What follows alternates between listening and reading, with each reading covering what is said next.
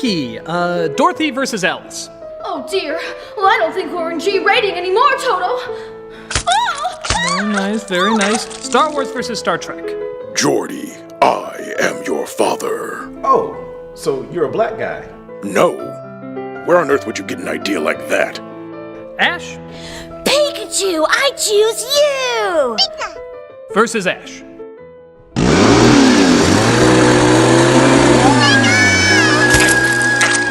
Hello, I'm the nostalgic critic. I remember it so you don't have to. Versus battles are everywhere now. At least in terms of talking about movies. Granted, there were certainly a few in the old days with monster films, but for years, even when audiences demanded a crossover, it almost never happened. But nowadays, producers are finally waking up and using their copyrights wiser. Well, for the most part. And getting versus battles we always wanted to see. Even if sometimes we wish we didn't see them. So this Nostalgia Ween, I'm trying to see if I can cash in on the next big fad. Oh, suck it up! Pokemon, go fuck yourself. If you're wondering where a lot of this started in recent years, you can make the very real argument that it was possibly Freddy versus Jason.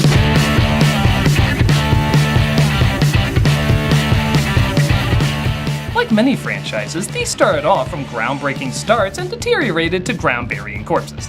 Or, in this case, the same thing. Friday the 13th and Nightmare on Elm Street were horror classics of the 80s that were given so many sequels they became literally comical.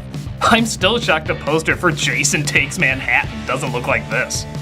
They got so silly and crowd pandering that audiences demanded the ultimate crowd pandering. After that too. Christ, these movies, it was bringing them together. After years of begging, they finally made it happen. And who better to take charge of these two classic monsters than the director of Chucky's Comeback with a question mark, and of course the warm-up Bad Last Airbender movie. Let's wrap up Nostalgia Ween with one of the biggest horror crossovers ever. Good guess. Freddy versus Jason. It opens with Freddy Krueger remembering the good old days of the bad old days. The Springwood Slasher. That's what they called me. I remember also looking 20 years younger, but my memory's weird that way. The parents burn him alive after the justice system lets him go, and he talks to the audience about what became of him. When I was alive, I might have been a little naughty, but after they killed me, I became something much, much worse. Sequels. Weird Power Glove promoting sequels. But he brings up that somehow people have forgotten about him, and he can't exist if people aren't afraid. Being dead wasn't a problem, but being forgotten, now that's a bitch! I've become Basic Instinct 2. Yeah, that was the thing. You didn't even know that! So he uses what's left of his power to bring Jason back to make people remember him, as we're given this pretty classic horror film setup. Is that you? Okay, now this is something I want introduced to the younger viewers in the audience. This is what they used to call a rated R film.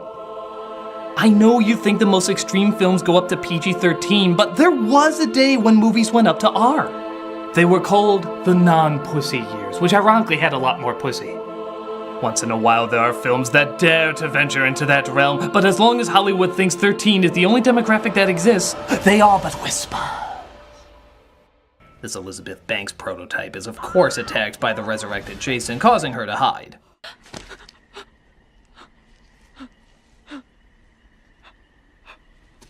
Oh, thank God, I thought this tree was a person. I'm pretty dumb. But it turns out it's just a dream by Krueger, who looks like his mother, who convinces Jason to kill the kids on Elm Street. The children have been very bad on Elm Street. Make them remember what fear tastes like! But wait, shouldn't I be on a space station in the future? And shouldn't you be aware that you're a fictional character in a movie? Quiet or I'll tell the guy who did The Last Witch Hunter to give you another reboot. They're really doing that? Yeah, sorry, dude.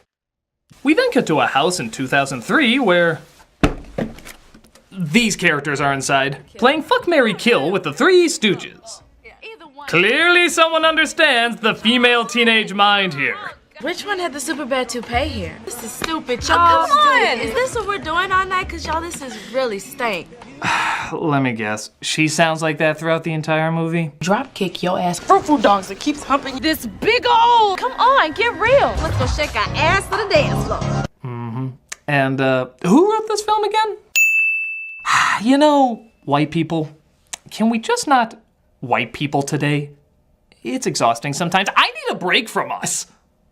Maybe some of this forced exposition will help balance things out. No one's ever gonna live up to the fuzzy memory of your first love, Lori. You were fucking 14. Yeah, I know we were young, but what Will and I had was real. Didn't Mr. Real just drop kick your ass without so much as a goodbye handshake? Christ, why don't you just pause it and show her stats like a video game character? It's much easier to take than the natural human dialogue. I mean, Lori, you've barely gone out Since what? Since my mom died? Or since I realized that represents my broken family character arc. Did I randomly mention I majored in spraying gas barrels and lighting torches? I hope that in no way plays into anything. So while they all try to figure out which Nickelodeon TV movie they're dressed for, two of them take their sescapades upstairs, where Jason is waiting.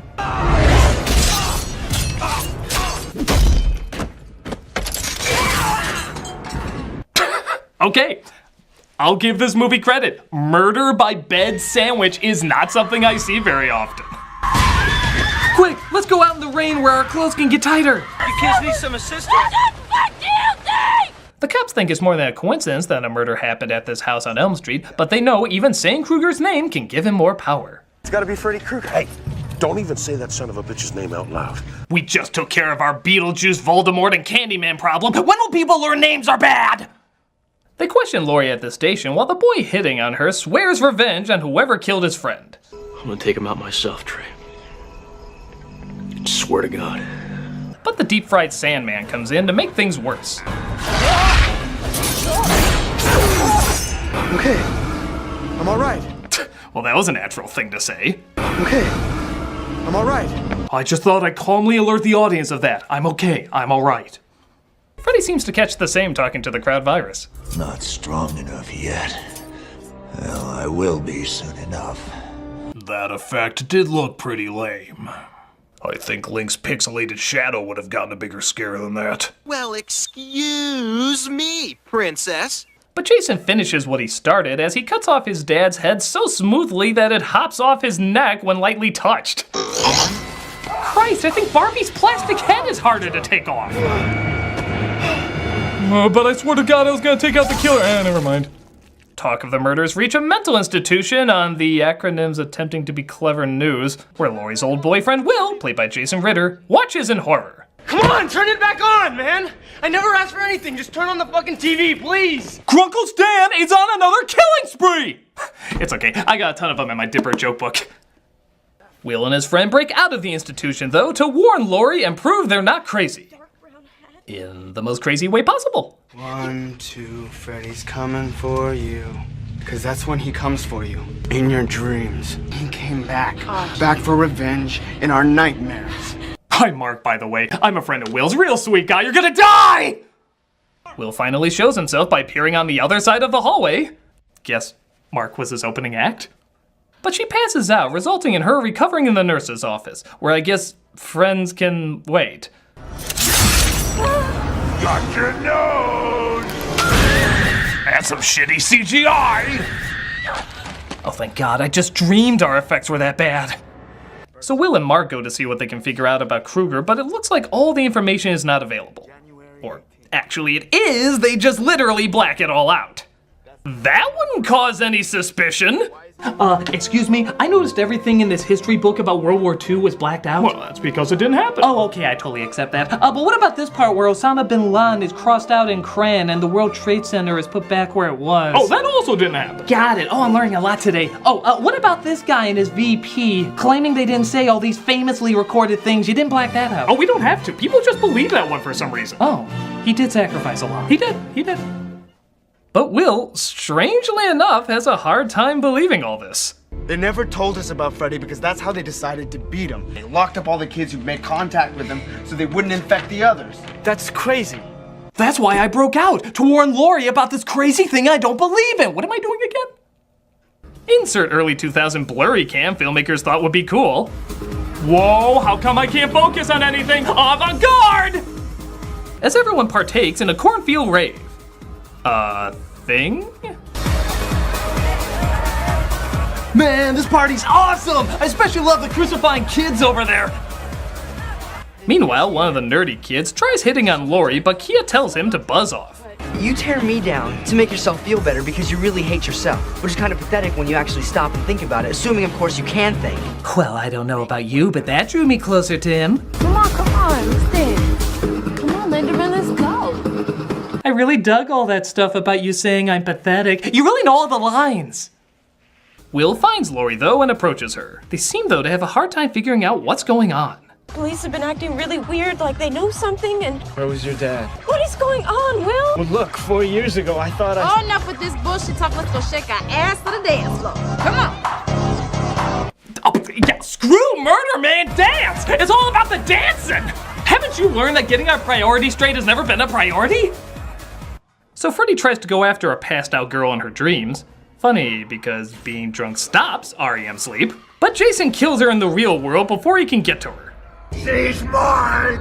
Mine! Mine! It's like an intern eating the last donut at work. Rude! Some other teens see Jason and light him on fire, but that just makes him mad.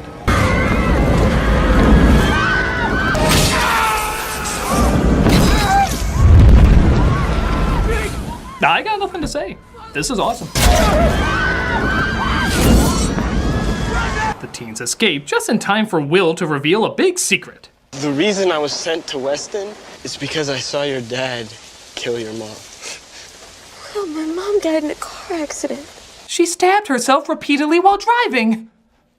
Yeah, I'm not even kidding. He talks about how he sees her get stabbed several times, yet the official cause is car accident. How does anyone believe these half-assed cover-ups? Sylvester Hiccup and Yellow Feathers would have a better cover-up than you! You can't trust him, Maury. Whatever you do, don't go home with him. See, you didn't understand. You still don't. You were confused. Stop it! Both of you, stop it! Both of us? I'm being choked! What am I supposed to stop, breathing? Lori finds out that what Will said might, and by might I mean obviously, be true, as Mark starts to be messed with by Freddy. Yeah, I wonder what's coming. No kidding. I thought you really wanted us to focus on the medicine in that cabinet. Way to catch us off guard. He shows him his dead brother who committed suicide and... Wait a minute. Is that the bully from Christmas Story? But now he just won't stop. Holy smokes, it is! It is the bully from Christmas Story! Somebody please wake me up! Okay, clearly the dialogue mocking him has to be this. What, are you gonna cry now? Come on, cry, baby, cry for me. Come on, cry. You don't need any effects, his yellow eyes are enough. In case you're wondering, by the way, we're an hour into this hour-and-a-half movie of Freddy versus Jason. Notice anything missing? Freddy versus Jason! There's none of it! It's like playing a fighting game, except for 2/3 of the match you're watching Dawson's Creek for some reason. It makes no sense! You know what, I need a break from this bullshit. I'm gonna continue to find a more horrifying team-up. Okay, Joker versus Joker. Wanna know how I got these scars? I can't wait to show you my toys. Oh, well, that was easy. The Ring Girl versus the Grudge Girl. Get her, Stitch! Look at the actress, you'll get it. Devil Boner versus Santa Christ. Devil Boner versus Chester. Delighted to meet you, sir. Devil Boner versus Devil's Food Cake. Devil Boner versus Hyper Fangirl. I cannot see! I'm blinded by such beauty! I love you, Sugar Cube! I love you, Spiky Chain! Oh. Hey, you're supposed to be fighting! Put that down as a draw. Oh, yeah, kiss it right there, kiss it right there. Oh, no, not right there. Up, there you go.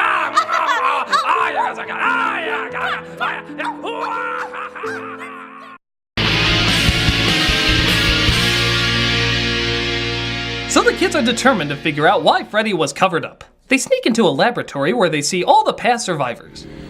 Are they dead? Yeah, they usually give dead people oxygen. But the human version of Droopy goes to see what's going on and gets axed off by Jason. All while Freddy tries to take over the mind of one of the teens.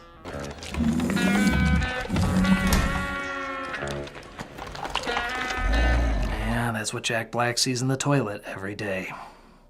So Freddy takes control of him, or this kid's testicles drop twice. Let me handle this, bitch. as Freddy drugs Jason up and knocks him out, resulting in him ending up in Freddy's world. "'Tis but a scratch." We finally get a fight between these two, and honestly, it is a little cool. Though Freddy throwing in pinball sounds is a little much. Tilt. You know I'm only doing this to you because Michael Myers won't return my calls. Why won't you die? The chant every critic gives when one of these comes out. It goes from red to green because... Christmas? As Freddy discovers Jason is afraid of water, reducing him down to literally a crying baby. How sweet. Now there's a face only a mother could love. Yeah. Freddy teases Jason? So Laurie agrees to go inside the dream to bring Freddy to the real world so Jason can kill him. Because as we all know, when you sleep really close together, you dream the same dream. Science. Just give me 15 minutes and wake me up. And where's my Inception Blom? She goes inside Jason's dream where she sees Freddy torturing him. Aren't you gonna help the kid? It's not my fault this bitch is dead on her feet.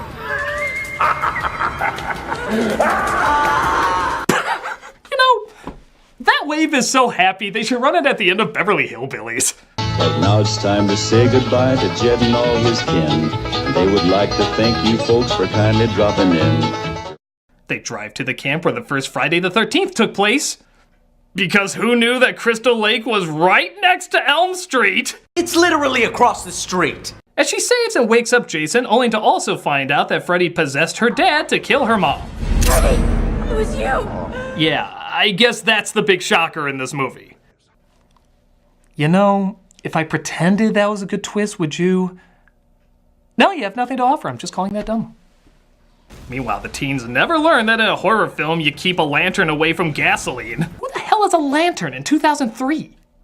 Which just gets Kia so mad. Oh, you fucking asshole! That's it! That does not sound like someone going up against a killer. That sounds like someone annoyed that they lost their Netflix login. Oh, you fucking asshole! That's it! I just discovered the IT crowd too. So they look for any weapon they can find. America. But Laurie manages to wake up while bringing Freddy with her. Little bitch. Dream science! As we finally get the big showdown we were promised.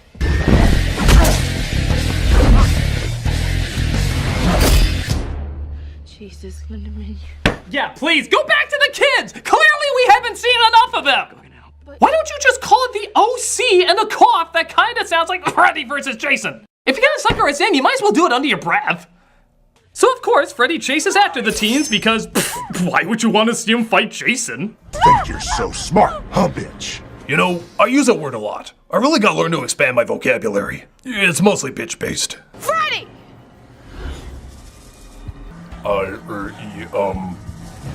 Guess I'm going over here? Tell me something. What is with the butternuts? You trying to compensate for something? Wow, I think that's the scariest face he's made throughout the movie. That's just longing to become a meme. Like, Walmart has edible panties, you say? Or, I farted, and it smells exactly how I look. Do what you want with it, internet, it's on me. Finally, Jason's like, piss off, bitch, my movie. And they get to some real fighting. To be fair, when they actually do fight, it is kind of fun. I like how he slams them through like a dozen windows or fires air tanks like torpedoes. Even Jason's crotch apparently is so hard, it hurts Freddy's foot. Oh my god, what are those made of? Those chomp balls from Mario 3? Hey, asshole! Oh, I really should have thrown bitch in there.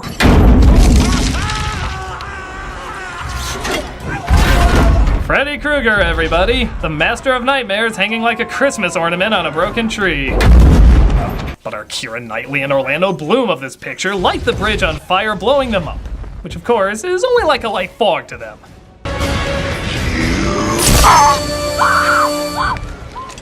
And I'm out.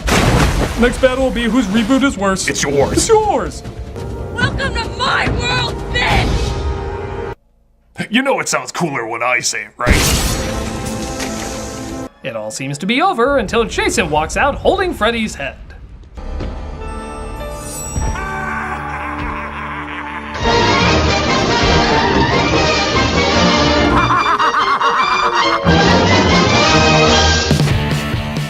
I'll give this movie this. When it's actually Freddy versus Jason, it is fun to see. It's goofy and over the top, but that's what you'd expect from these movies by now. Everything else, though, is just kind of dull, which sadly you'd also expect from these movies by now. The idea of grown-ups covering up Freddy's existence, even to the point of torturing innocent kids, is kind of an interesting idea, but it never really goes anywhere. It's mostly just dumb teens being dumb teens, and that's not what we wanted to see. We wanted to see two monsters kick each other's asses. And when it does that, it's great. But when it doesn't, it turns out a long haul that started a lot of cool crossovers, but definitely came from a rocky start. And at the very least, it was rated R. I'm so sick of all these PG-13 films trying to be R, but not having the cojones to go all the way.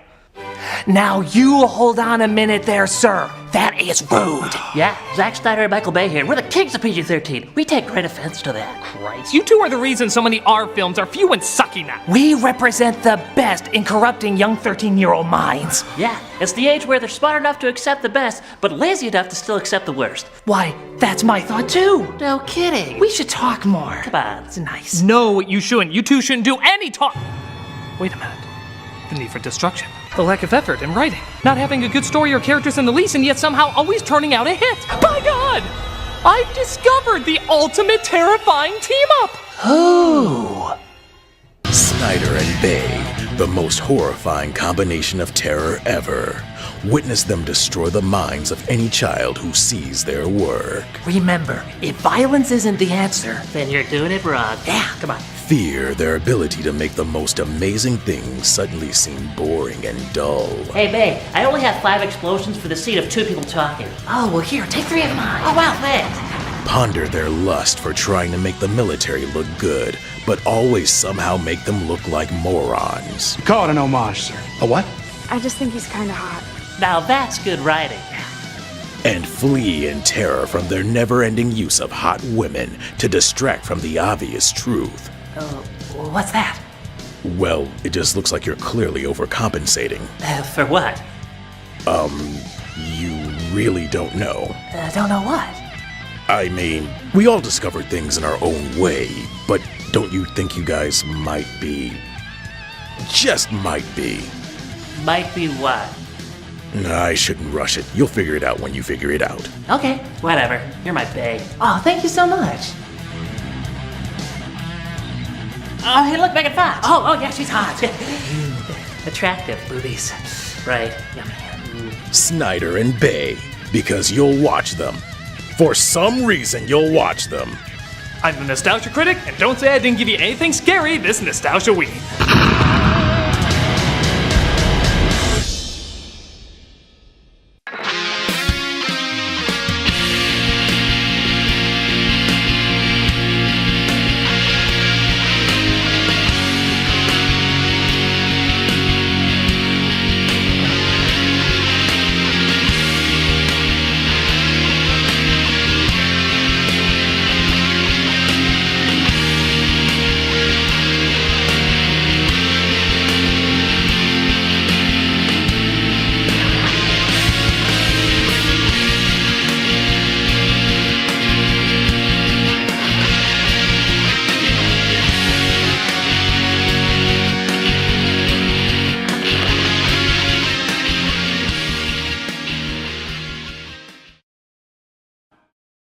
Y'all, this is really stank.